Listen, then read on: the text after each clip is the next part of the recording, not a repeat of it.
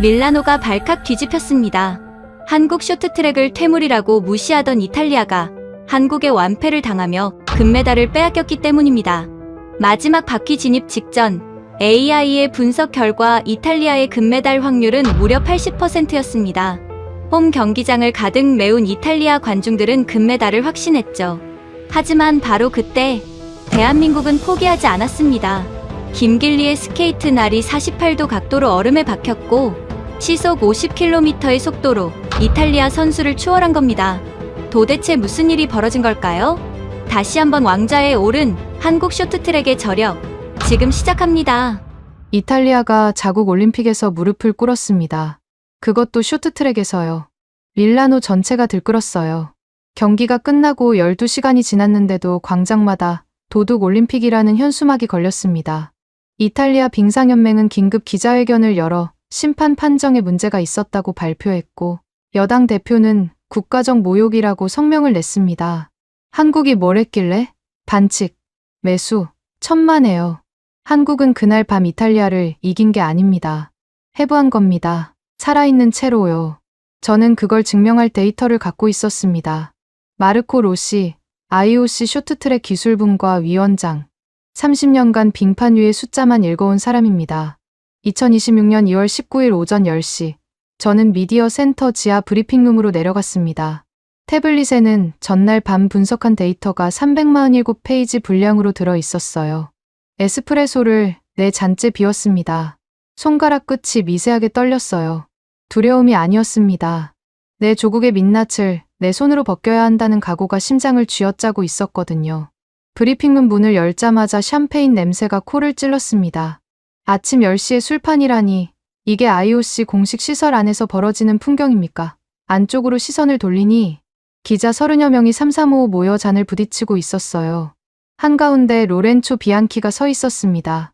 가제타 델로 스포르트 수석 기자, 구독자 200만 유튜버. 그 작자가 조간신문을 높이 치켜들고 있었어요. 한국의 금메달은 심판의 실수였다. 대문짝만 한 헤드라인이었습니다. 로렌초가 주변 동료들을 돌아보며 외쳤어요. 오심이 명백해. 자, 축배를 들자고. 잔이 부딪히는 소리가 장내에 울렸습니다. 그것만이 아니었어요. 브리핑룸 구석에 이탈리아 코치진 4-5명이 모여 있었는데 하필 켜져 있는 마이크 바로 옆이었습니다. 네덜란드 애들이 안 넘어졌으면 한국은 3등도 못했어. 운이 좋았지. 낄낄거리는 소리가 스피커를 타고 장내 전체에 퍼졌어요. 몇몇 기자들이 고개를 끄덕이며 맞장구를 쳤습니다. 속이 뒤집어졌습니다. 패배를 인정 못하는 것까지는 이해합니다. 인간이니까요. 하지만 거짓말로 파티를 여는 건 다른 문제였어요. 이건 자존심이 아니라 자해였습니다. 저는 단상을 향해 걸어갔습니다. 아무도 제가 들어온 걸 눈치채지 못했어요. 다들 샴페인에 취해 있었으니까요. 로렌초 바로 앞까지 갔습니다. 그 작자의 손에 들린 샴페인 잔이 눈에 들어왔어요. 거품이 아직 올라오고 있었습니다. 저는 손을 뻗어 그 잔을 쳤습니다. 쨍그랑. 유리가 바닥에 부서지는 소리가 브리핑룸을 관통했어요. 샴페인이 로렌초의 구두 위로 흘러내렸습니다. 정적이었습니다. 30여 개의 시선이 일제히 저를 향했어요. 로렌초가 눈을 치켜뜨며 입을 벌렸지만 제가 먼저 말했습니다. 샴페인, 지금 독약을 마시면서 축배를 드나? 당신들 뇌가 알코올에 절었군. 장내가 웅성거렸어요. 몇몇 기자가 의자에서 벌떡 일어났습니다. 뭐 하는 짓이야? 사과하러 온 거 아니야? 누군가 고함쳤어요. 저는 대꾸하지 않았습니다. 주머니에서 리모컨을 꺼내 버튼을 눌렀어요. 단상 뒤 대형 스크린이 켜졌습니다. 화면 한가운데 거대한 글씨가 떠올랐어요. 이 방 안에 있는 모든 인간이 지난 12시간 동안 앵무새처럼 반복한 단어였습니다. 그 글자 위로 붉은색 X자가 대각선으로 그어졌어요. 폭발 이펙트와 함께 글자가 산산조각 났습니다. 파편이 흩어진 자리에 새로운 단어가 무겁게 내려앉았어요. 검은색 고딕체, 처형. 저는 일부러 그 단어를 골랐습니다. 집행이라고 쓸 수도 있었어요. 하지만 이탈리아 빙상이 당한 일에는 처형이 더 정확한 표현이었습니다. 기자들이 술렁였어요. 저 미친 자식이 뭘 하려는 거야? 의자를 박차고 일어서는 사람, 카메라를 들이대는 사람, 스마트폰을 꺼내 촬영을 시작하는 사람. 브리핑룸이 한순간에 아수라장이 됐습니다. 저는 호주머니에서 레이저 포인터를 꺼냈어요. 붉은 점이 벽을 타고 기자들의 얼굴 위를 훑었습니다. 하나하나 천천히 겨눴어요. 로렌초의 뿔테 안경 위, 옆자리 기자의 이마, 구석에서 낄낄거리던 코치의 턱 밑. 누구도 입을 열지 못했습니다. 조준당하는 기분을 아십니까? 불빛 하나가 자기 얼굴 위에 멈추는 순간, 인간은 본능적으로 말문이 막히는 법입니다. 지금부터 당신들의 눈이 애국심이라는 핑계로 얼마나 썩어문드러졌는지 숫자로 증명하겠습니다. 로렌초가 주먹을 불끈 쥐며 한 발짝 다가왔어요. 로씨, 지금 우리를 모욕하는 겁니까? IOC 위원장이라는 사람이? 저는 고개를 돌려 로렌초를 정면으로 바라봤습니다. 모욕이 아니라 진단이야. 비앙키, 자네가 오늘 아침에 쓴 기사 제목이 뭐지? 한국의 금메달은 심판의 실수. 자네 기자야. 선동가야? 로렌초의 얼굴이 붉어졌어요. 하지만 물러서지 않았습니다. 사실을 쓴 겁니다. 온 이탈리아가 그렇게 봤어요. 온 이탈리아가 장님이면 그건 사실이 되나? 브리핑룸이 조용해졌습니다. 제가 원한 건 바로 이 순간이었어요. 분노가 아니라 침묵. 침묵 속에서만 데이터가 말을 할 수 있으니까요. 저는 태블릿을 들어 스크린에 연결했습니다. 첫 번째 파일을 열었어요. 전날 밤 결승전의 레이스 영상이 재생됐습니다. 하지만 일반 중계 화면이 아니었어요. 오메가 센서가 추출한 바이오메트릭 데이터가 선수들의 몸 위에 실시간으로 겹쳐져 있었습니다. 심박수, 보폭, 코너링 각도, 공기저항 계수. 숫자들이 선수들의 몸에 달라붙어 함께 움직였어요. 운이 좋았다고? 천만에. 저는 레이저 포인터로 화면 속 한국 선수를 가리켰습니다. 자네들은 지금 신을 논하는 게 아니야. 악마 같은 디테일을 논하는 거지. 좌중이 화면에 시선을 고정했어요. 에스프레소 냄새와 깨진 샴페인 잔의 알코올 냄새가 뒤섞인 탁한 공기 속에서 데이터가 말을 시작했습니다. 그리고 이 브리핑룸에 있는 모든 인간은 1시간 뒤 자신의 세계가 무너질 거라는 사실을 아직 모르고 있었습니다. 아니, 정정하겠습니다. 한 명은 알고 있었어요. 접니다. 저는 스크린 앞에 서서 좌중을 둘러봤습니다. 아직 분위기가 덜 가라앉았어요.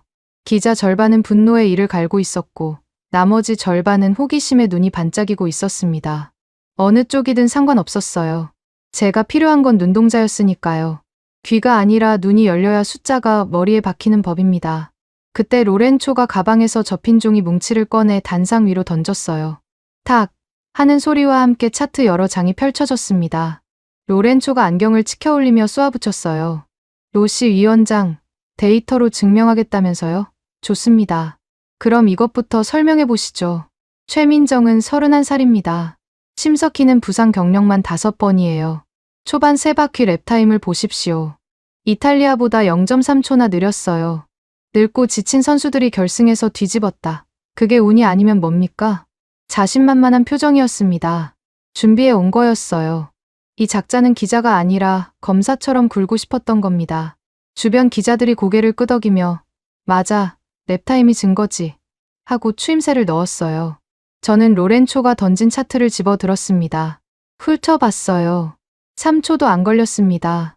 이런 수준의 분석은 대학교 2학년짜리도 합니다. 아니, 이건 분석이 아니에요. 숫자를 줍줍해서 자기가 원하는 결론에 갖다 붙인 거였습니다. 비앙키, 자네 참 열심히 준비했군. 저는 차트를 반으로 접어 주머니에 넣었습니다. 그런데 자네가 간과한 게 하나 있어. 랩타임은 껍데기야. 선수의 몸속에서 무슨 일이 벌어지고 있었는지 자네는 한 번이라도 들여다봤나? 로렌초의 눈썹이 실룩거렸어요. 대답을 못했습니다. 당연하죠. 기자가 바이오메트릭 원시 데이터에 접근할 수 있을 리가 없으니까요. 저는 리모컨을 눌러 스크린 화면을 전환했습니다. 전날 밤 결승전 영상이 다시 재생됐어요. 하지만 이번에는 달랐습니다. 선수들의 몸 위에 색깔이 입혀져 있었어요. 실시간 심박수 오버레이. 오메가 센서가 선수들의 가슴에 부착된 생체 측정 장비에서 뽑아낸 데이터를 색깔로 변환한 영상이었습니다. 푸른색은 안정, 노란색은 경계, 붉은색은 과부하. 단순하죠? 누가 봐도 알 수 있게 만든 겁니다. 영상이 경기 중반 지점에서 멈췄어요.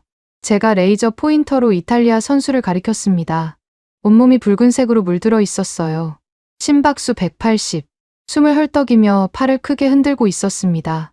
옆에 네덜란드 선수도 마찬가지였어요. 175. 역시 붉은색이었습니다. 경기 중반에 이미 심장이 한계를 찍고 있었던 겁니다.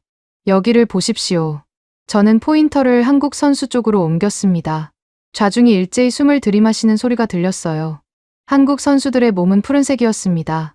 짙은 파란색, 바다 한가운데 같은 고요한 색깔이요. 심박수 130, 숫자가 선수의 가슴 위에서 차분하게 깜빡이고 있었습니다. 보이십니까? 경기 중반입니다. 올림픽 결승이에요.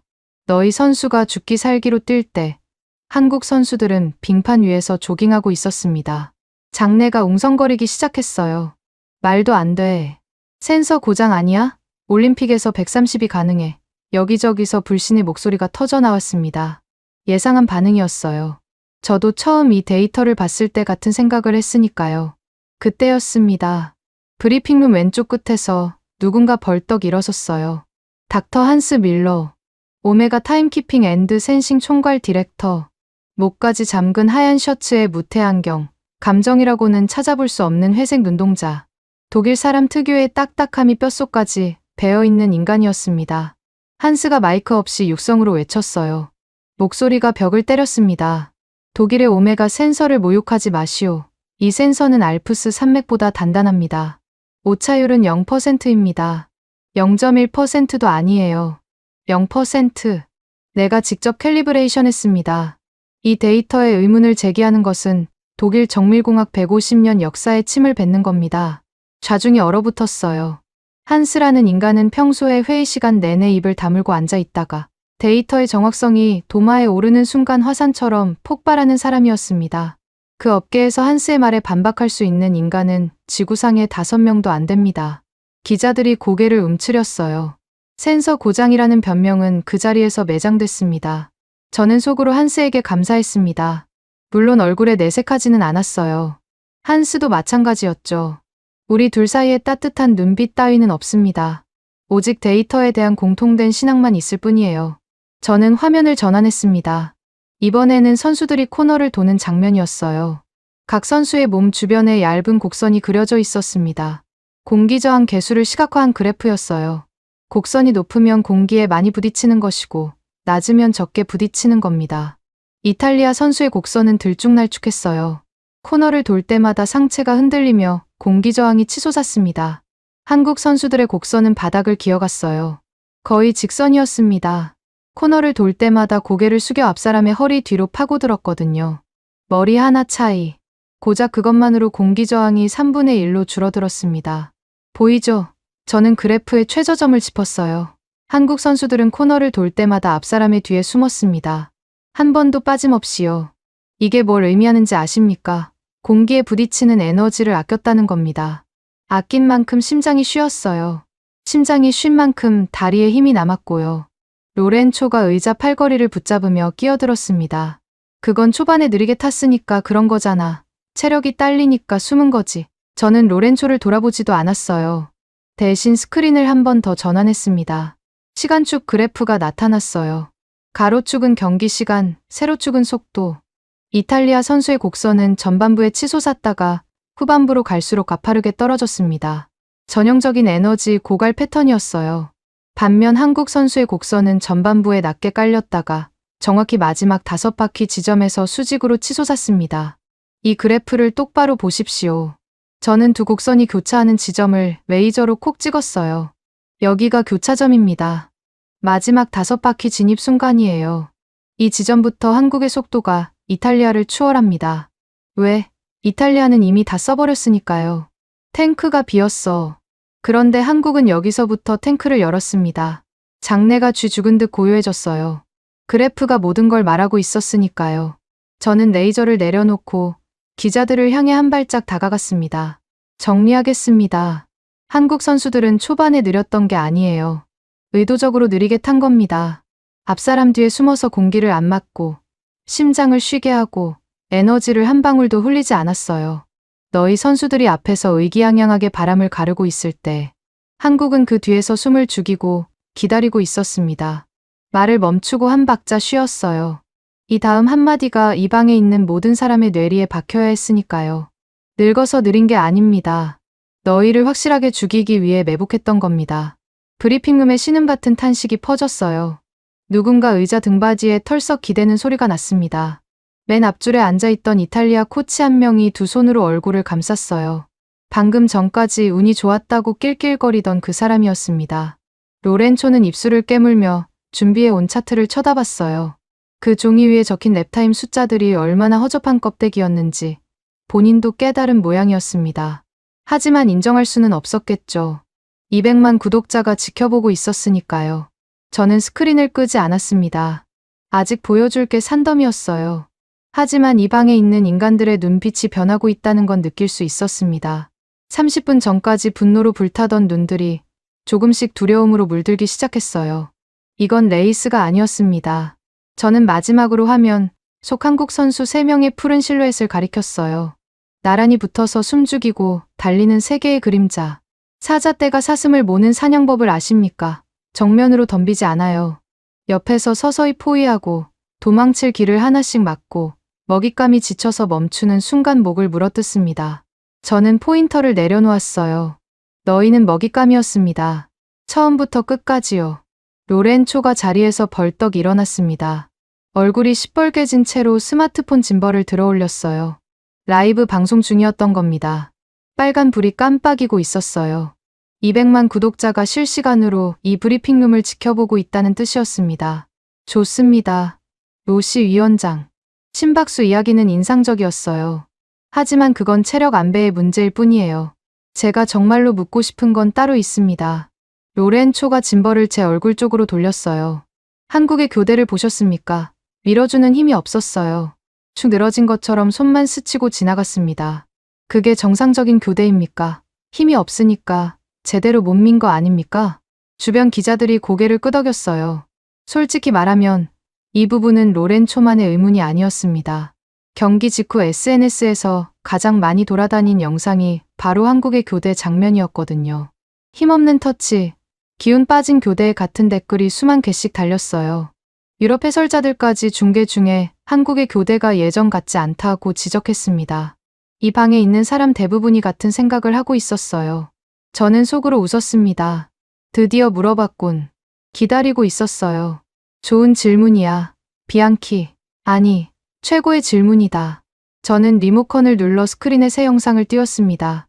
자네 질문에 대답하기 전에 먼저 자네들이 좋은 교대라고 믿고 있는 걸 보여주겠다. 화면에 네덜란드 팀의 교대 장면이 재생됐어요. 슬로우 모션이었습니다. 미는 선수가 팔을 뻗어받는 선수의 등 아래쪽을 밀었습니다. 퍽. 스피커를 통해 둔탁한 타격음이 울렸어요. 받는 선수의 상체가 앞으로 휘청거렸습니다. 어깨가 흔들리고 팔이 벌어지며 균형을 잡느라 허우적거리는 동작이 0.3초 정도 이어졌어요. 기자들 사이에서 감탄 섞인 탄성이 터졌습니다. 저게 파워지. 누군가 외쳤어요. 몇 명이 박수까지 쳤습니다. 저는 아무 말 없이 다음 영상을 재생했습니다. 한국팀의 교대 장면. 심석희에서 최민정으로 넘어가는 순간이었어요. 역시 슬로우 모션이었습니다. 심석희의 손이 최민정의 엉덩이 쪽으로 다가갔어요. 그런데 소리가 없었습니다. 스피커에서 아무것도 들리지 않았어요. 심석희의 손바닥이 최민정의 몸에 닿는 순간 손가락이 물처럼 스며들었습니다. 닿았다가 떨어진 게 아니에요. 접촉한 채로 밀려갔어요. 마치 두 사람의 몸이 하나의 물줄기인 것처럼요. 힘이 없네. 기자석 어딘가에서 중얼거리는 소리가 들렸어요. 예상한 반응이었습니다. 저는 영상을 멈추고 되감았어요. 심석희의 손이 최민정의 몸에 닿기 직전 프레임에서 정지시켰습니다. 그리고 화면을 최대한 확대했어요. 손목이 화면 가득 채워졌습니다. 여기를 보십시오. 레이저 포인터가 심석희의 손목 위에서 멈췄어요. 손목 각도를 주목하십시오. 심석희의 손목이 꺾여 있습니다. 비틀려 있는 게 아니에요. 최민정이 나아가는 방향과 정확히 일치하는 각도로 스냅이 걸려 있어요. 좌중이 고개를 앞으로 내밀었습니다. 확대된 화면 속에서 심석희의 손목은 미세하게 바깥쪽으로 꺾여 있었어요. 직각도 아니고 일자도 아닌 묘한 각도였습니다. 아무도 말을 하지 않았어요. 뭘 보고 있는 건지 이해하지 못했기 때문이었습니다. 설명하겠습니다. 저는 화면 옆에 네덜란드의 교대 장면을 나란히 띄웠어요. 네덜란드 방식을 먼저 보죠. 미는 선수가 받는 선수의 등을 정면으로 밀어요. 힘의 방향이 어디를 향합니까? 앞입니다. 당연하죠. 문제는 받는 선수가 코너를 돌고 있다는 겁니다. 진행 방향이 곡선이에요. 그런데 미는 힘은 직선이에요. 곡선 위에서 직선의 힘을 받으면 어떻게 됩니까? 맨 앞줄에 앉은 이탈리아 기술위원장이 안경을 고쳤으며 중얼거렸어요. 충격이 발생하죠. 진행 방향과 충돌하니까. 정확합니다. 저는 고개를 끄덕였어요. 그래서 네덜란드 선수가 휘청거린 겁니다. 퍽 하고 맞은 순간 몸이 진행 방향에서 벗어나요. 그걸 바로잡느라 0.3초를 허비합니다. 자네들은 그 퍽 소리를 듣고 파워라고 감탄했어요. 하지만 실제로는 에너지가 충돌로 날아간 겁니다. 힘을 줬는데 힘이 새어나간 거예요. 기자들의 표정이 바뀌기 시작했습니다. 박수치던 손이 무릎 위로 내려갔어요. 저는 한국팀의 교대 화면으로 돌아갔습니다. 이제 한국을 보겠습니다. 심석희의 손목 스냅 각도가 최민정의 진행 방향, 그러니까 곡선의 접선 방향과 일치합니다. 무슨 뜻이냐? 미는 힘이 받는 선수가 가던 방향 그대로 실린다는 겁니다. 충돌이 없어요. 충격이 0입니다. 그래서 소리가 안 난 거예요.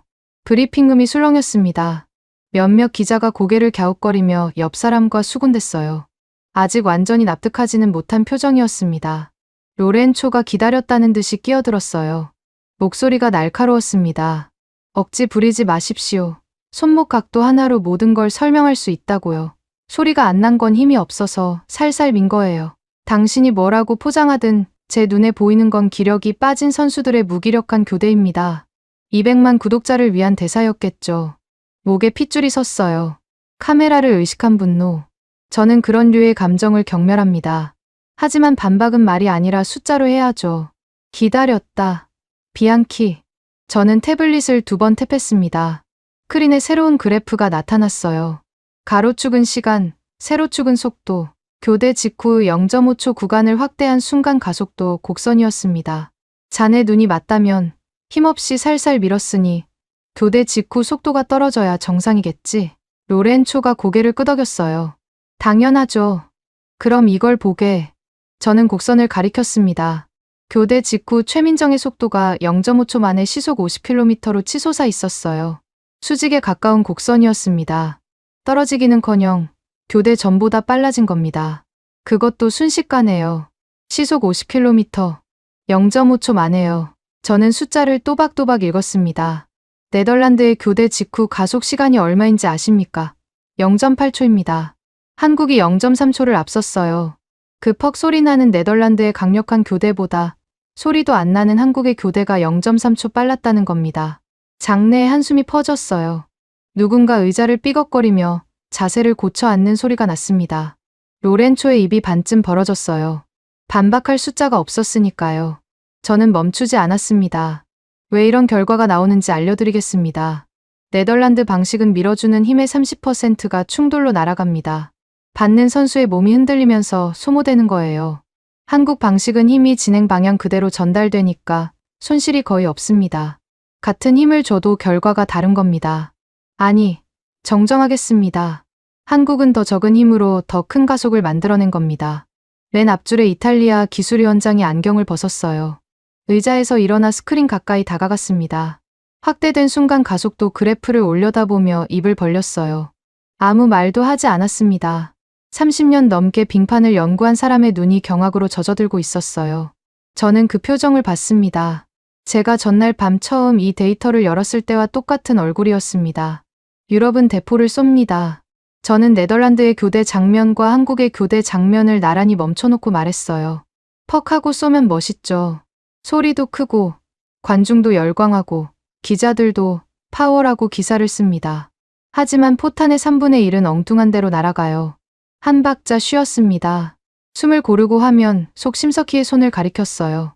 소리 없이 최민정의 몸에 스며드는 그 손. 한국은 주사기입니다. 에너지를 혈관에 직접 주입해요.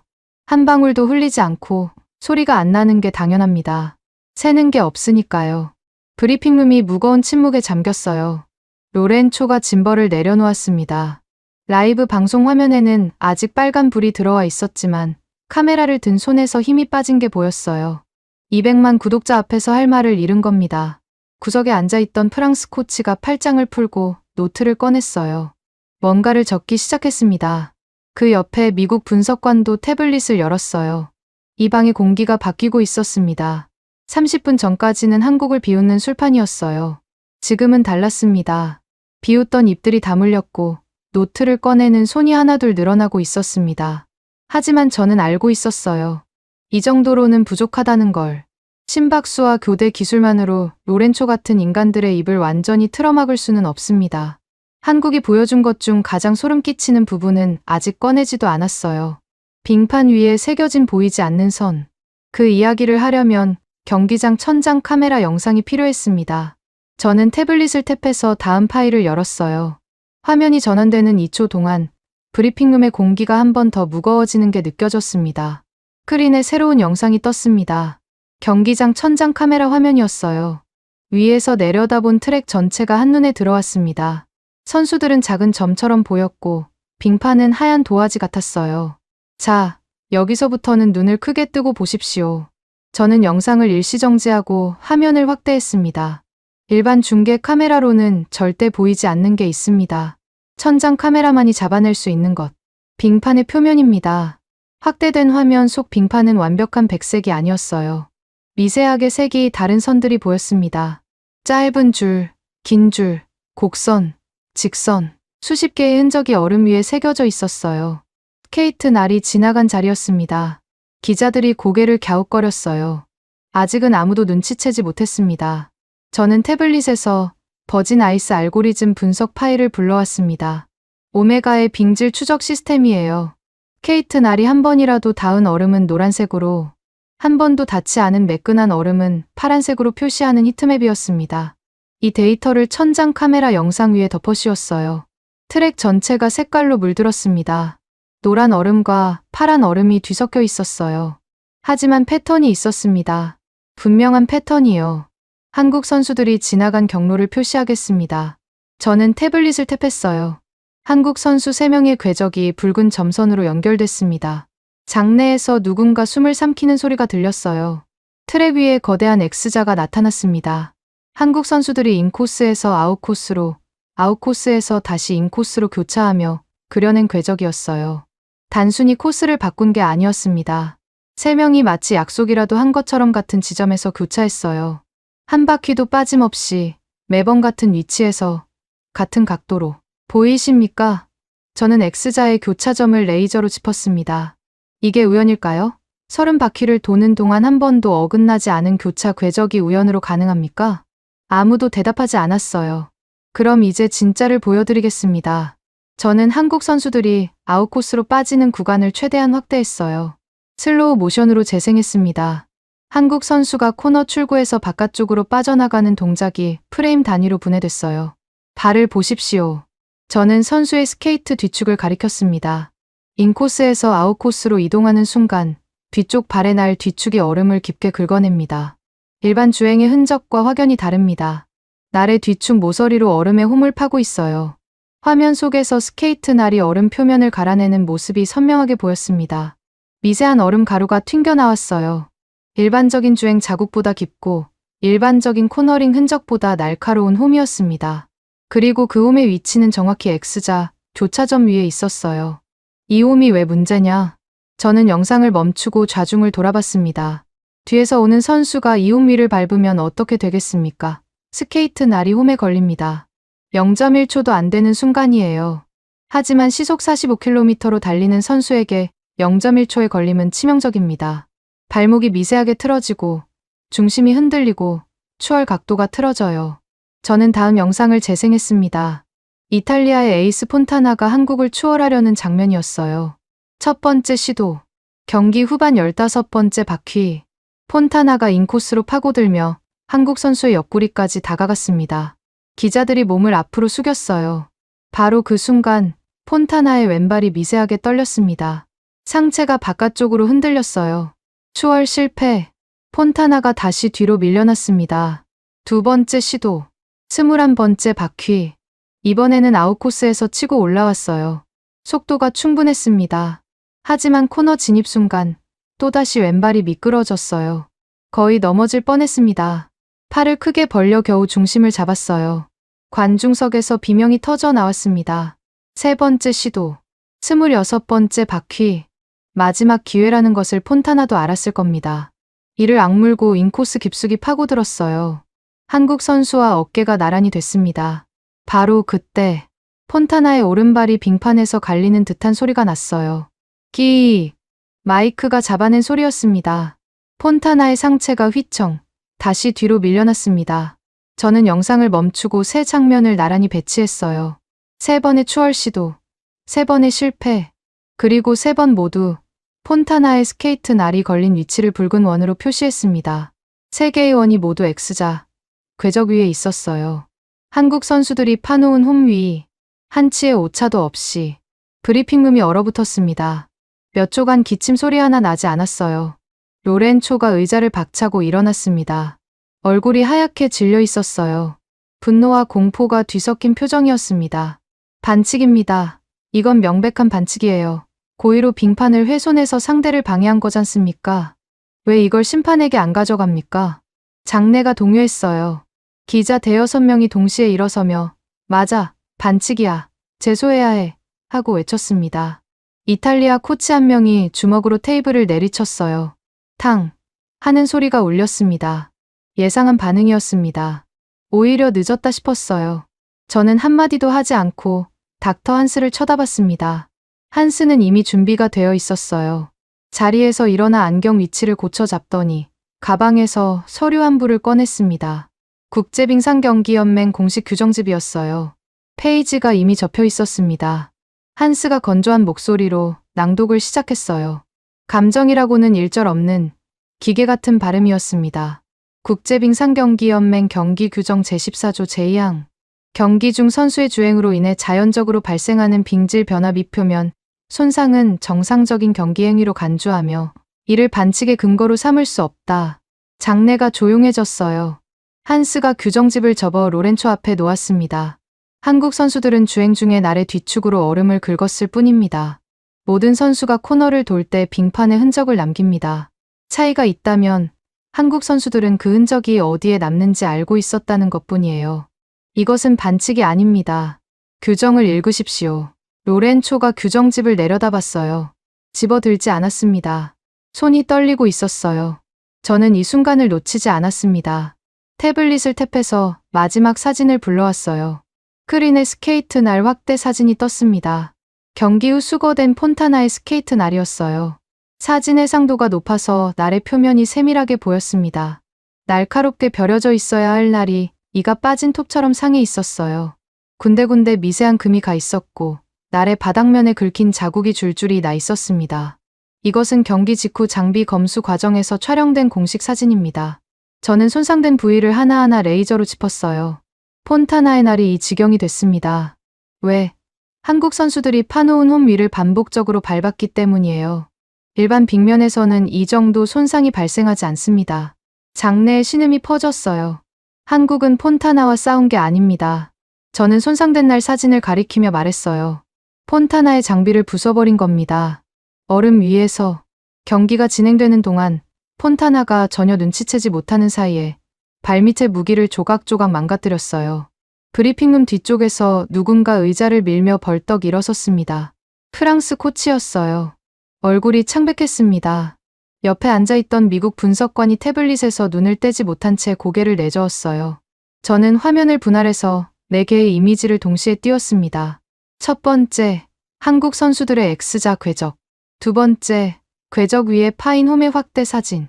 세 번째, 폰타나가 그 홈에 걸려 휘청거리는 연속 장면. 네 번째, 이가 나간 폰타나의 스케이트 날. 4장의 사진이 하나의 이야기를 말하고 있었어요. 설계, 매설, 작동, 결과, 시작부터 끝까지 계산된 시나리오였습니다. 자네들, 전쟁 영화에서 지뢰밭 본 적 있나? 저는 기자들을 천천히 둘러봤어요. 적이 지나갈 자리에 미리 묻어놓지. 밟는 순간 터지고, 밟은 놈은 왜 터졌는지도 모르고. 한국이 한 게 바로 그겁니다. 달린 게 아니에요. 너희가 밟을 자리에 지뢰를 심고 있었던 겁니다. 기자석 한가운데서 중얼거리는 소리가 들렸어요. 저게 인간인가? 작은 목소리였지만 조용한 브리핑룸에서는 벽까지 울렸습니다. 로렌초가 짐벌을 쥔 손을 내렸습니다. 라이브 방송의 빨간 불은 여전히 켜져 있었지만 카메라가 바닥을 향하고 있었어요. 200만 구독자에게 보여줄 반박이 떠오르지 않는 얼굴이었습니다. 입술을 깨물다가 고개를 돌렸어요. 창문 없는 지하 브리핑룸에서 바깥 공기를 찾는 것처럼요. 맨 앞줄의 기술위원장이 다시 안경을 벗었습니다. 이번에는 안경을 닦지 않았어요. 양손으로 안경을 잡은 채 스크린만 멍하니 올려다봤습니다. 30년 넘게 빙판을 연구한 사람이 자기가 한 번도 생각해 보지 못한 차원의 전략을 마주한 표정이었어요. 경외라고 해야 할까요? 아니면 패배감이라고 해야 할까요? 둘 다였을 겁니다. 저는 에스프레소가 필요했습니다. 5잔째요. 하지만 지금은 마실 틈이 없었어요. 아직 남은 게 있었으니까요. 한국의 마지막 한 바퀴. 김길리가 벌인 일. 그건 인간이 할 수 있는 영역의 경계선을 밟은 이야기였습니다. 빙판 위에 심은 지뢰보다 더 소름 끼치는 이야기요. 저는 태블릿의 다음 파일에 손가락을 올려놓았어요.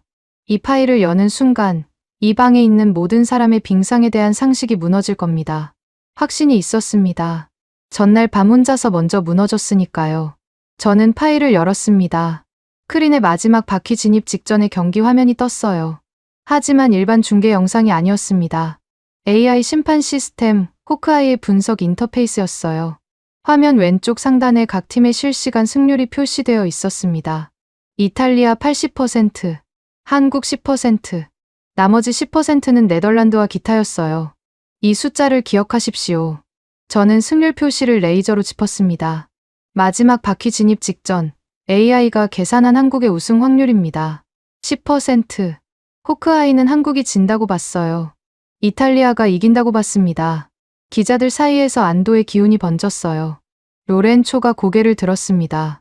거봐요. AI도 우리가 이기는 경기였다고 판단한 겁니다.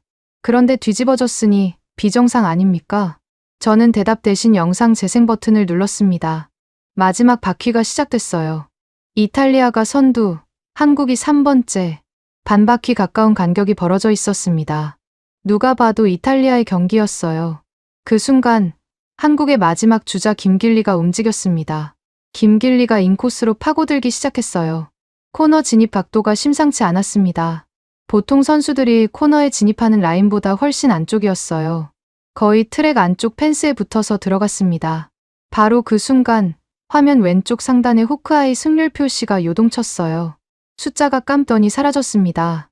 그 자리에 붉은 경고등이 번쩍이며 두 글자가 떠올랐어요. 계산 불가. 장내가 술렁였습니다. 계산 불가. 그게 무슨 소립니까? 누군가 물었어요. 말 그대로입니다. 저는 영상을 일시정지했어요. 호크아이는 지난 20년간의 쇼트트랙 경기 데이터를 학습한 AI입니다. 모든 선수의 코너링 패턴, 가속 곡선, 체력 소모율을 실시간으로 분석해서 승률을 계산하죠. 그런데 김길리가 코너에 진입한 순간 AI가 계산을 포기했어요. 왜? 학습 데이터에 없는 움직임이었으니까요. 20년치 기록 어디에도 존재하지 않는 각도로 코너에 들어갔기 때문입니다. 저는 고속 카메라 영상으로 전환했습니다. 김길리의 코너링 순간을 프레임 단위로 분해한 영상이었어요. 화면 위에 각도 측정선이 겹쳐져 있었습니다. 스케이트 날이 빙판에 박히는 각도를 실시간으로 표시하는 거예요. 숫자가 떴습니다. 48도, 48도. 저는 숫자를 또박또박 읽었어요. 일반 쇼트트랙 선수가 코너를 돌 때 스케이트 날의 평균 접빙 각도가 얼마인지 아십니까? 55도입니다. 최상급 선수들이 무리해서 기울여봐야 52도예요. 김길리는 48도로 들어갔습니다. 맨 앞줄의 기술위원장이 의자에서 몸을 앞으로 기울였어요. 입이 반쯤 벌어져 있었습니다. 이 7도 차이가 얼마나 미친 짓인지 설명하겠습니다. 저는 스크린 옆에 간단한 도식을 띄웠어요. 스케이트 날이 빙판에 박히는 각도가 줄어들수록 마찰력은 줄어듭니다. 마찰력이 줄면 속도가 올라가요. 하지만 동시에 원심력을 버틸 수 있는 힘도 줄어듭니다. 52도 아래로 내려가면 발목에 걸리는 하중이 체중의 4배를 넘깁니다. 48도라면 저는 잠시 말을 멈췄어요. 1도만 틀려도 발목이 부러집니다. 바깥으로 튕겨나가면서 펜스에 처박히는 거예요. 시속 50km로요. 브리핑룸이 쥐 죽은 듯 조용해졌습니다. 저는 고속 카메라 영상을 다시 재생했어요. 김길리가 48도 각도로 코너를 깎아 들어가는 장면이 슬로우 모션으로 흘러갔습니다. 스케이트 날이 얼음 위에서 미끄러지는 소리를 오디오로 틀었어요. 일반적인 쇼트트랙 코너링 소리는 타타탁 하는 짧은 쇳소리입니다. 날이 빙판을 잘게 찍어가며 나는 소리죠. 김길리의 소리는 달랐어요. 즈응 하는 긴 공명음이었습니다. 날이 얼음을 찍는 게 아니라 얼음 위를 미끄러지며 공기를 가르는 소리. 마치 비행기가 활주로에서 이륙하기 직전의 그 소리 같았어요. 기자 한 명이 자기도 모르게 의자 등받이를 움켜잡았습니다. 소리가 주는 압도감이 있었어요. 영상 속 김길리는 펜스 바로 옆까지 다가간 채 거의 빙판에 누운 것 같은 자세로 코너를 돌고 있었습니다. 인간의 몸이 저 각도로 기울어질 수 있다는 게 믿기지 않는 장면이었어요. 그때 브리핑룸 옆문이 열리며 누군가 걸어 들어왔습니다. 올림픽 공식 심판 배지를 단 여성이었어요. 사라 젠킨스. 경기 당일 트랙사이드 심판으로 배치됐던 사람이었습니다. 제가 미리 요청해둔 증인이었어요. 사라가 단상 옆에 마이크를 잡았습니다. 차분한 목소리였지만 살짝 떨리고 있었어요. 저는 마지막 바퀴 때 코너 3번 구역 바로 옆에 서 있었습니다. 김길리가 제 앞을 지나가는 순간 바람이 불었어요. 사라가 잠시 말을 끊었습니다. 제가 말하는 건 비유가 아닙니다. 물리적인 바람이었어요. 선수의 속도가 만들어낸 공기 이동이 제 뺨을 스쳤습니다. 그 순간 확인했습니다. 김길리의 스케이트 날과 펜스 사이의 간격은 1cm 이내였어요. 깨십 한 장 정도였습니다. 장내가 웅성거렸어요. 사라가 말을 이었습니다. 20년간 심판을 했습니다. 선수가 펜스 1cm 안쪽으로 지나간 건 처음 봤어요. 반칙을 잡으려고 집중하고 있었는데 반칙이 아니라 제 심장이 멈출 뻔했습니다. 저는 사라에게 고개를 끄덕이고 스크린에 결승선 통과 사진을 띄웠습니다. 피니시 라인 카메라가 찍은 고해상도 사진이었어요. 두 선수가 거의 동시에 들어오는 장면.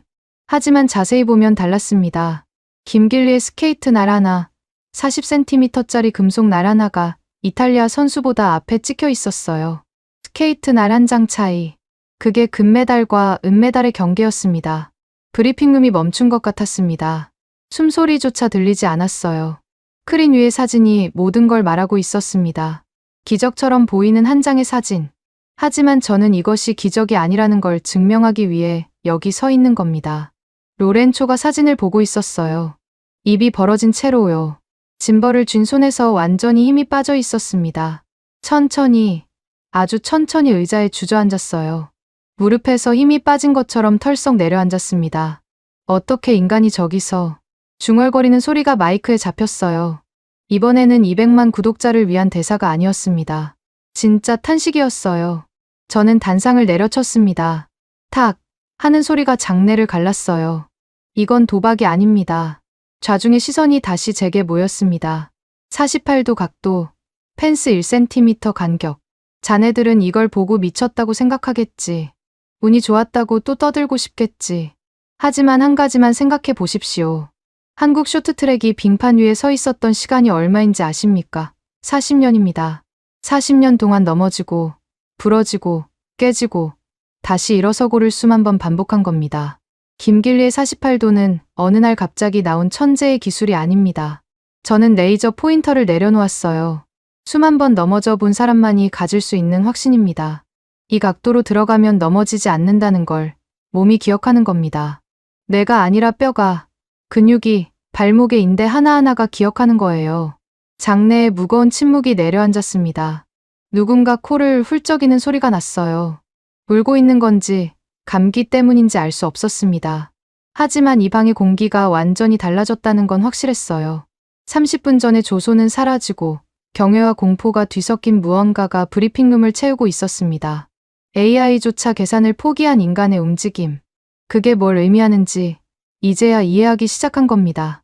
저는 에스프레소 잔을 찾아 손을 뻗었어요. 비어 있었습니다. 5잔째를 마실 타이밍이었지만 아직은 안 됩니다.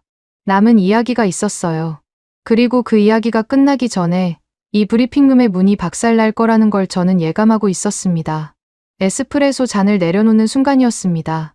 브리핑룸 뒷문이 벽에 부딪히며 쾅 하고 열렸어요. 경첩이 비명을 질렀습니다. 기자 서너 명이 놀라서 의자째 뒤로 밀려났어요.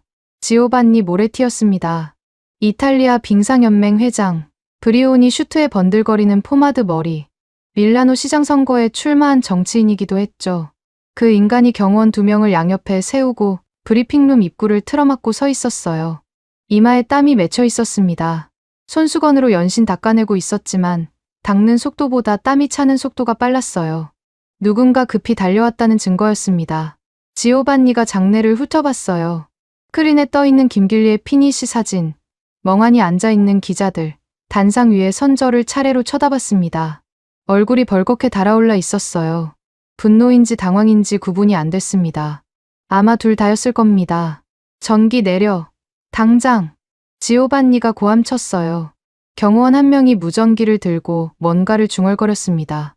3초도 안 지나서 브리핑룸 전체가 암흑에 잠겼어요. 퍽 하는 소리와 함께 천장의 형광등이 꺼지고 스크린이 죽고 마이크에서 윙하는 피드백 소리가 나더니 그마저 사라졌습니다. 칠흑이었어요.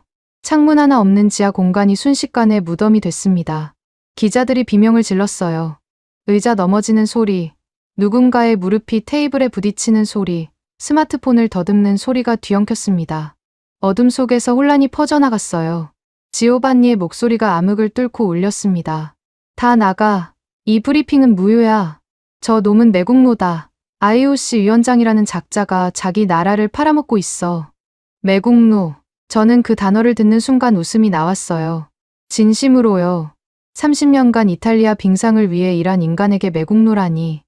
케이트 날이 왼쪽으로 휘어져 있다는 사실조차 모르는 정치꾼이 내뱉을 수 있는 가장 저열한 단어였습니다. 하지만 웃음은 오래가지 않았어요. 어둠 속에서 기자들이 동요하고 있었거든요. 누군가 출구 쪽으로 움직이는 발소리가 들렸습니다. 이대로 흩어지면 끝이에요. 2시간 동안 쌓아올린 데이터가, 팩트가, 진실이 전부 암흑 속에 묻혀버리는 겁니다. 지오반니는 그걸 노리고 온 거였어요. 그때 왼쪽에서 소리가 났습니다. 윙 하는 모터 돌아가는 소리. 작지만 또렷했어요. 암흑 속에서 그 소리는 비정상적으로 크게 들렸습니다. 닥터 한스였어요. 그 독일인이 의자 밑에서 뭔가를 꺼내고 있었습니다. 수동 발전기였어요. 손잡이를 돌리면 전기가 생기는 비상용 소형 발전기.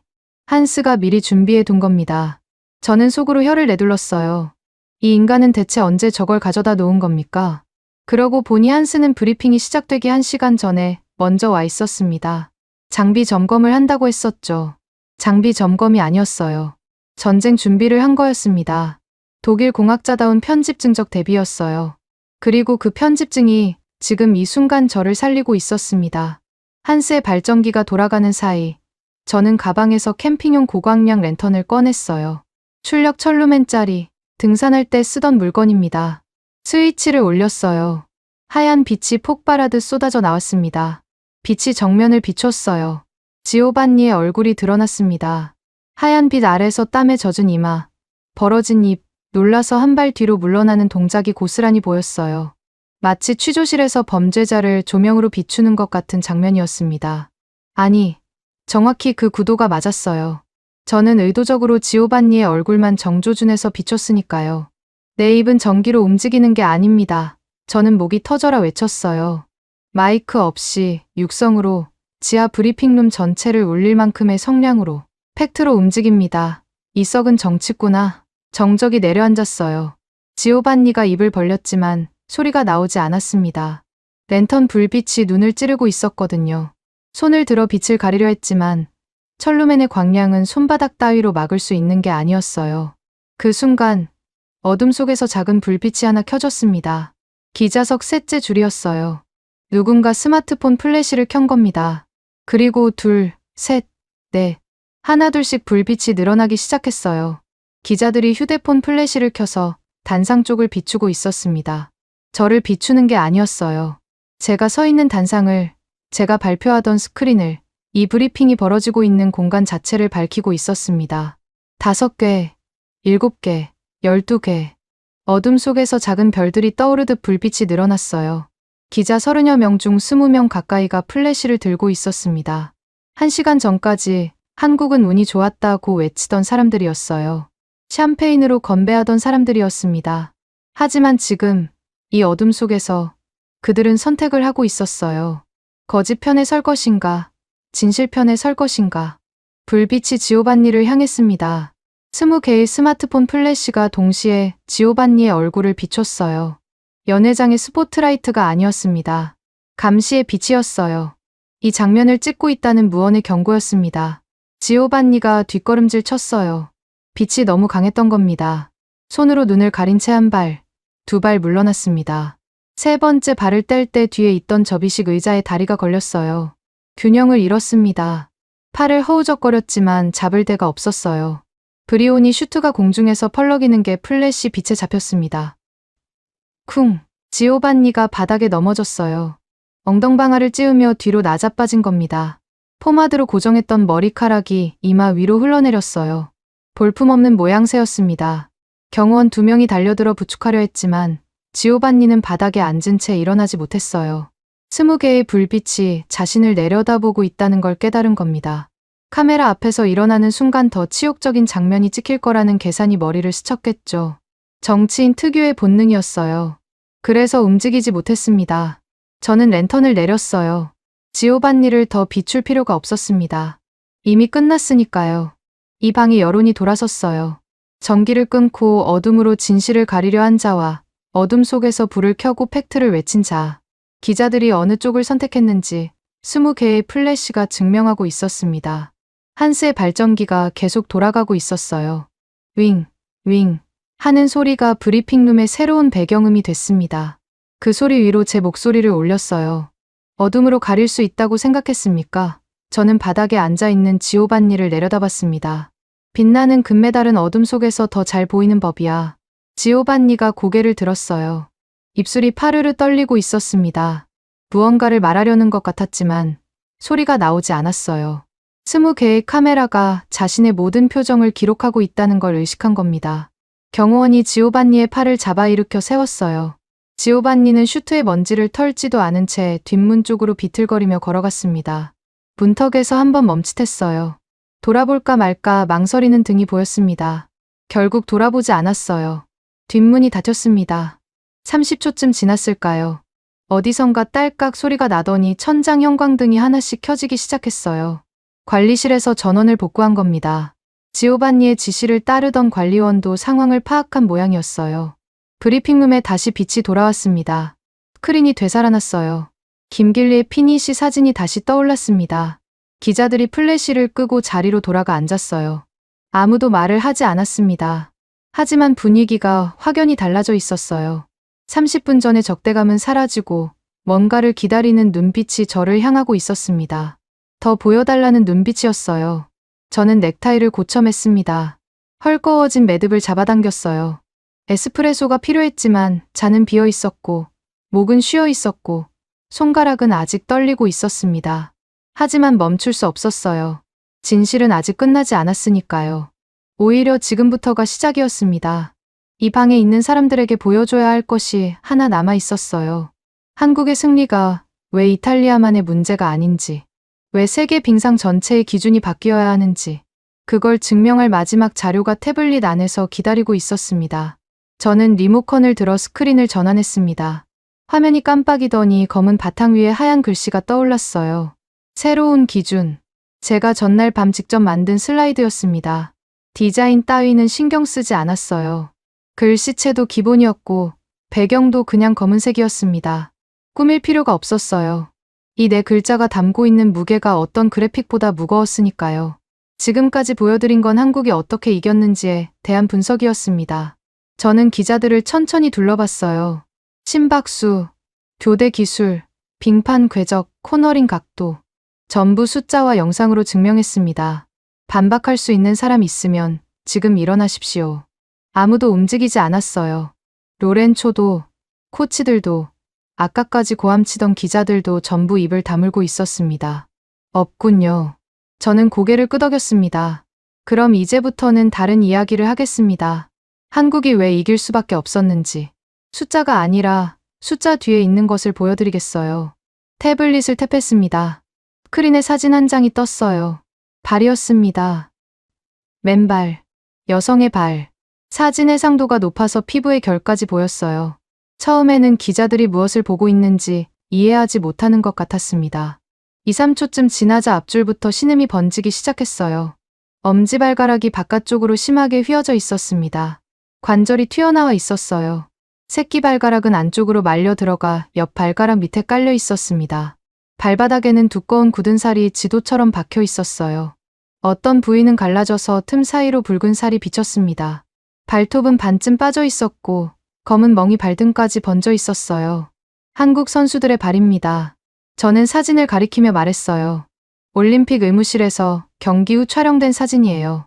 비공개 의료 기록이지만 선수 본인의 동의를 받았습니다. 장내가 숙연해졌어요. 웅성거림이 사라지고 스크린을 올려다보는 시선만 남았습니다. 저는 두 번째 사진을 띄웠어요. 또 다른 선수의 발이었습니다. 이번에는 더 심했어요. 발가락 3개가 전부 바깥쪽으로 뒤틀려 있었고 발바닥 한가운데에 동전 크기의 물집이 터진 자국이 있었습니다. 피부가 벗겨진 자리에 새살이 올라오다가 또 벗겨진 흔적이 겹겹이 쌓여 있었어요. 반복된 훈련이 남긴 지층 같은 상처였습니다. 세 번째 사진. 발목이었어요. 복숭아뼈 주변으로 검푸른 멍이 퍼져 있었고 테이핑을 뜯어낸 자국이 빨갛게 남아 있었습니다. 테이핑이 닿은 자리와 안 닿은 자리의 피부색이 달랐어요. 한쪽은 하얗고 한쪽은 붉었습니다. 매일 같은 자리에 테이프를 붙이고 뜯기를 수천 번 반복한 피부였어요. 브리핑룸이 묘한 정적에 잠겼습니다. 샴페인 냄새도, 에스프레소 냄새도, 땀 냄새도 느껴지지 않았어요. 공기 자체가 멈춘 것 같았습니다. 스크린 위에 발 사진 3장이 이 방에 있는 모든 소리를 빨아들이고 있었어요. 이 발을 보고도 운이라고 말할 사람이 있습니까? 저는 목소리를 낮췄어요. 고함칠 필요가 없었습니다. 48도 각도가 어디서 나왔는지 이제 아시겠습니까? 소리 없는 교대가 어떻게 가능했는지 이제 보이십니까? 130의 심박수가 무엇으로 만들어진 건지 이제 이해가 됩니까? 아무도 대답하지 않았어요. 이건 발이 아닙니다. 저는 스크린을 똑바로 가리켰어요. 훈장입니다. 맨 앞줄에 기술위원장이 안경을 쥔 채 고개를 숙였어요. 어깨가 미세하게 떨리고 있었습니다. 뒷줄에 앉아있던 젊은 기자 한 명이 입술을 깨물다가 고개를 돌렸어요. 천장을 올려다봤습니다. 눈이 붉어져 있었어요. 로렌초를 봤습니다. 그 작자는 노트북을 열어놓고 있었어요. 기사를 쓰려던 것 같았습니다. 화면에 커서가 감기고 있었어요. 하지만 한 글자도 적혀 있지 않았습니다. 로렌초의 손가락이 키보드 위에 얹혀 있었지만 움직이지 않았어요. 3초, 5초, 10초. 결국 로렌초가 노트북 화면을 천천히 접었습니다. 딸깍 하는 소리가 났어요. 기사 작성을 포기한 겁니다. 200만 구독자를 위한 선정적인 헤드라인도, 도둑 금메달이라는 자극적인 제목도, 그 어떤 문장도 이 발 사진 앞에서는 힘을 잃었어요. 브리핑룸 뒤쪽 바닥에 지오반니가 앉아 있었습니다. 아까 넘어진 채로 일어나지 못했어요. 경호원들이 팔을 잡아당겼지만 몸에 힘이 없었습니다. 지오반니의 시선이 스크린에 고정되어 있었어요. 멍한 눈이었습니다. 브리오니 슈트의 주인이 바닥에 엉덩이를 깔고 앉아 한국 선수의 뒤틀린 발가락을 올려다보는 모양새였어요. 1시간 전에 매국노를 외치던 이풍은 어디에도 없었습니다. 저는 슬라이드를 넘겼습니다. 새 화면이 떴어요. 발표합니다. 저는 단상 위에 놓여있던 파란색 책자를 집어들었어요. 이탈리아 쇼트트랙 전술북이었습니다. 2022년판. 표지에 이탈리아 국기와 빙상연맹 로고가 박혀 있었어요. 앞으로 우리 이탈리아 쇼트트랙 교본 1장에 이탈리아 선수 사진은 없습니다. 장내가 술렁였어요. 한국 선수 사진만 넣겠습니다. 기자들이 웅성거리기 시작했어요. 하지만 이번에는 분노의 웅성거림이 아니었습니다. 놀라움과 당혹, 그리고 어쩌면 수긍의 웅성거림이었어요. 저는 파란색 전술북을 들어 올렸습니다. 320페이지짜리 책이었어요. 제가 3년 전 직접 집필에 참여한 교본이었습니다. 이탈리아 쇼트트랙의 모든 전술, 코너링 기법, 교대 방식이 담겨 있었죠. 3년 전까지만 해도 자부심을 느꼈던 책이에요. 저는 단상 옆에 놓인 쓰레기통을 발로 끌어왔습니다. 뚜껑을 열었어요. 기자들의 눈이 커졌습니다. 저는 전술북을 쓰레기통 위에 들었어요. 2, 3초간 멈췄습니다. 3년간의 작업이 손끝에서 무게를 주장하고 있었어요. 하지만 낡은 지도를 붙들고 있으면 새 땅에 도착할 수 없습니다. 손가락을 놓았어요. 파란색 책자가 쓰레기통 안으로 떨어졌습니다. 퍽 하는 둔탁한 소리가 났어요. 아무도 말을 하지 않았습니다. 우리는 파티장에서 샴페인을 터뜨릴 때 저들은 지옥에서 스케이트 끈을 묶고 있었습니다. 저는 스크린 위에 발 사진을 마지막으로 가리켰어요. 그게 격차입니다. 숫자의 격차가 아니에요. 각오의 격차입니다. 기자석 뒤편에서 움직임이 있었어요. 프랑스 코치가 자리에서 일어나 단상 쪽으로 걸어왔습니다. 조심스러운 걸음이었어요. 제 앞에 멈춰 서서 목소리를 낮춰 물었습니다. 로시 위원장, 그 데이터 말인데 복사 좀 해줄 수 있겠나? 얼마면 되겠어? 뒤이어 미국 코치도 다가왔어요. 수첩을 펼친 채였습니다. 우리도 좀 볼 수 있을까? 코너링 각도 분석이랑 교대 역학 부분만이라도. 저는 두 사람을 번갈아 쳐다봤어요. 프랑스 빙상의 자존심, 미국의 스포츠 과학. 이 바닥에서 콧대로 치면 5손가락 안에 드는 나라들이었습니다. 그 나라의 코치들이 고개를 숙이고 데이터를 구걸하는 꼴이라니. 쓴웃음이 나왔어요. 비싸다. 저는 쓰레기통 안에 전술북을 눈짓으로 가리켰습니다. 저것처럼 너희들의 그 콧대 높은 자존심을 먼저 버려야 살 수 있으니까. 프랑스 코치의 얼굴이 굳었어요. 하지만 반박하지 않았습니다. 미국 코치는 수첩에 뭔가를 적었어요. 아마 제 말을 받아 적은 건 아닐 겁니다. 가격을 계산한 거겠죠. 자존심의 가격을요. 두 사람이 돌아간 뒤 저는 스크린을 껐습니다. 형광등 불빛만 남은 브리핑룸이 평범한 지하 회의실로 돌아왔어요. 대단한 조명도, 음향도, 무대 장치도 없었습니다. 서버렉이 돌아가는 소음과 에스프레소 찌꺼기 냄새만 남았어요. 하지만 이 방에 있던 사람들의 눈은 2시간 전과 완전히 달라져 있었습니다. 저는 단상에서 내려왔어요. 태블릿을 가방에 넣고 랜턴을 접어 넣고 빈 에스프레소 잔을 테이블 위에 올려놓았습니다. 넥타이를 풀었어요. 목이 쉬어 있었습니다. 기자들이 하나둘씩 자리에서 일어나 출구로 향했어요. 아무도 저에게 말을 걸지 않았습니다. 악수를 청하는 사람도, 욕을 하는 사람도 없었어요. 조용히 빠져나갔습니다. 브리핑룸이 텅 비었어요. 저 혼자 남았습니다. 쓰레기통 안에 처박힌 파란색 전술북이 형광등 아래서 빛나고 있었어요. 3년간의 노력이 담긴 책이었습니다. 아깝지 않았냐고요? 아깝지 않았어요. 낡은 자존심을 버리는 건 아까운 게 아니라 필요한 겁니다. 한국이 그걸 가르쳐 줬으니까요. 다음 날 아침이었습니다. 밀라노의 하늘은 회색이었어요. 구름이 낮게 깔려서 알프스 봉우리가 보이지 않았습니다. 올림픽 개막 이후 처음으로 눈발이 날렸어요. 가볍고 마른 눈이었습니다. 바닥에 닿자마자 녹아버리는 이탈리아 겨울 특유의 무력한 눈이었어요. 저는 호텔에서 나와 가판대 앞에 섰습니다. 신문을 집어들었어요. 가제타 델로 스포르트. 분홍색 지면에 검은 활자가 박혀 있었습니다. 어제까지 도둑 금메달을 외치던 신문이었어요. 헤드라인이 바뀌어 있었습니다. 우리는 빙판 위에 유령과 싸웠다. 완패 인정. 저는 그 한 줄을 3번 읽었습니다. 가판대 주인이 거스름 돈을 내밀었지만 손을 뻗지 못했어요. 손가락이 신문지 위에 멈춰 있었습니다.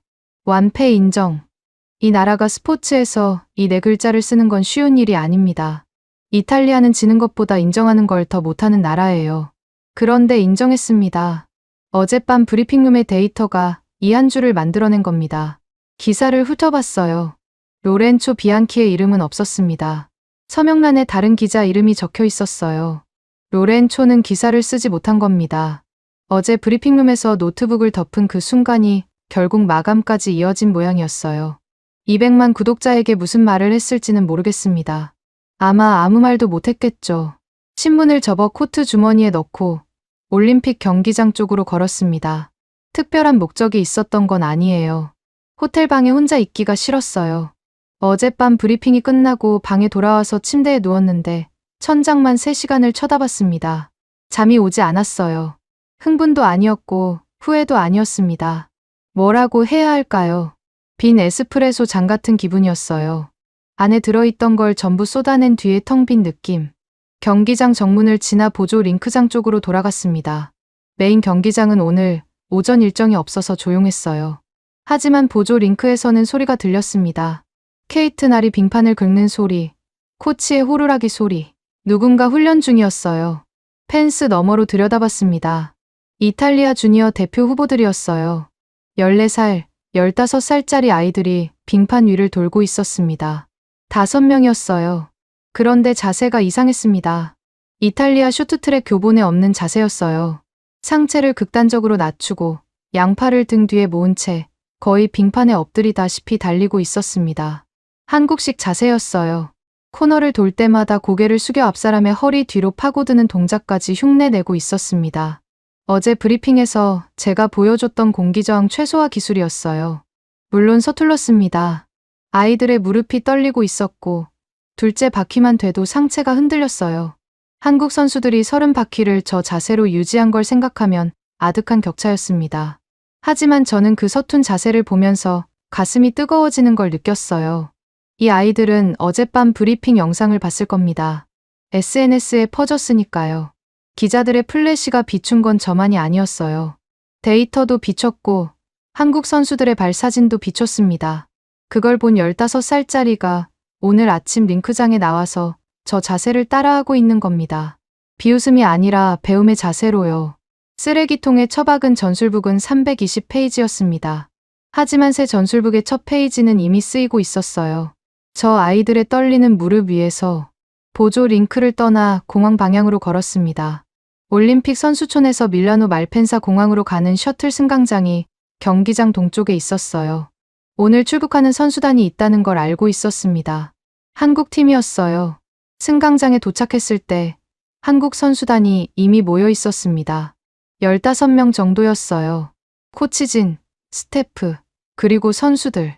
금메달을 목에 건 사람은 보이지 않았습니다. 가방 안에 넣어둔 모양이었어요. 한국 사람들은 금메달을 목에 걸고 돌아다니는 걸 부담스러워한다는 말을 들은 적이 있습니다. 이해할 수 없는 겸손이었어요. 그 무거운 금속 조각을 세상에 자랑해도 모자랄 판에 멀찍이 서서 지켜봤습니다. 선수들은 조용했어요. 대화가 거의 없었습니다. 각자 이어폰을 끼고 있거나 스마트폰을 보고 있거나 그냥 멍하니 서 있었어요. 어젯밤 올림픽 결승을 뒤집어 놓은 사람들이라고는 믿기 어려운 평범함이었습니다. 세계관 설정에서 읽었던 표현이 떠올랐어요. 빙판 위에서는 뇌를 공유하는 듯한 생존 공동체이지만 빙판 밖에서는 사적인 대화가 없는 사이. 내분을 겪은 뒤에 거리감이 여전히 그들 사이에 존재하고 있었습니다. 하지만 그 거리감이 약점이 아니었다는 걸 저는 이제 알고 있었어요. 오히려 무기였습니다. 친하지 않으니 감정이 개입하지 않았고 감정이 개입하지 않으니 빙판 위에서 기계처럼 움직일 수 있었던 겁니다. 130의 심박수. 그건 냉정함이 아니라 철저한 분리였어요. 사적인 인간과 경기하는 인간을 완전히 갈라놓은 결과였습니다. 그때였어요. 선수단 사이에서 한 명이 고개를 돌렸습니다. 최민정이었어요. 작은 체구의 검은 패딩을 입고 있었습니다. 마스크를 쓰고 있었지만 눈은 보였어요. 멀리서 저를 알아본 모양이었습니다. 어젯밤 브리핑 영상을 봤을 수도 있고 그 전부터 제 얼굴을 알고 있었을 수도 있어요. IOC 기술분과 위원장을 모르는 선수는 없으니까요. 최민정이 잠시 멈춰섰습니다. 주변 선수들은 눈치채지 못했어요. 최민정이 마스크 너머로 입을 움직였습니다. 소리는 들리지 않았어요. 하지만 입 모양을 읽을 수 있었습니다. 그라치에, 고맙습니다. 이탈리아어였어요. 최민정이 작게 고개를 끄덕였습니다. 그게 전부였어요. 돌아서서 다시 선수단 속으로 걸어 들어갔습니다. 등이 작았어요. 어깨가 좁았습니다. 저 작은 몸 안에 130의 심장과 40년의 유산이 들어있다는 게 비현실적으로 느껴졌어요. 저는 씩 웃었습니다. 그리고 오른손 엄지를 들어 올렸다가 천천히 아래로 뒤집었어요. 엄지가 바닥을 향했습니다. 로마 검투사들이 패배를 선언할 때 쓰던 제스처였죠. 하지만 제 얼굴에는 웃음이 걸려 있었어요. 패배의 인정이자 다음에는 지지 않겠다는 도발이었습니다. 다음엔 우리가 이긴다. 괴물들아. 혼잣말이었어요. 최민정의 귀에 닿았을 리 없습니다. 상관없었어요. 제 자신에게 하는 말이었으니까요. 셔틀 버스가 도착했습니다. 한국 선수단이 하나씩 올라탔어요. 문이 닫혔습니다. 버스가 출발했어요.